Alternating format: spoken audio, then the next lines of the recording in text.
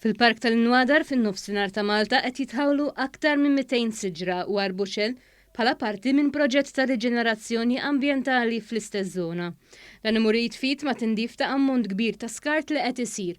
Waqt żjara fuq il-post fejn bdiet titħaddar din iż-żona, il-Ministru għall-Iżvilupp Sostenibbli Mirjam Dalli sostniet is-sodisfazzjon għall-ħidma li qed issir biex dan il-park jingħata lura lill-poplu wara snin ta' abbandun. Aħna rridu naċċertaw ruħna li dawn iż-żoni li tħallew abbandonati intuhom il-ħajja biex mhux il-ġenerazzjonijiet tal-lum biss, imma anke il-ġenerazzjonijiet tagħda jkunu jistgħu jiġu hawnhekk u jgawdu dan il-park naturali.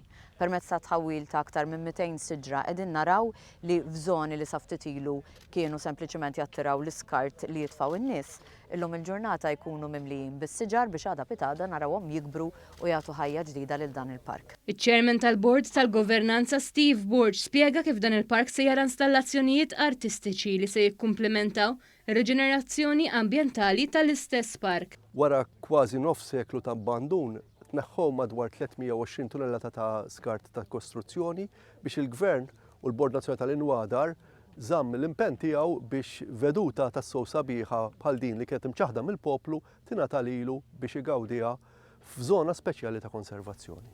Id-Direttur Ġenerali ta' Parks Malta, Adrian Attard, spjega kif ġala darba jkun les dan il-proġett se jkunu żdiedu ferm is-siġar u arbuxelli imħawla f'din iż-żona. Fil-kumplament tal-proġett kollu, Parks Malta ħatkun qed tagħmel riġenerazzjoni ta' żona ta' mhux ħanqas minn 18,000 metru kwadru fejn se tkun qed tħawwel ukoll madwar 1000 siġar u arbuxelli sabiex il-poplu u l-pubbliku ikun jista' jgawdi.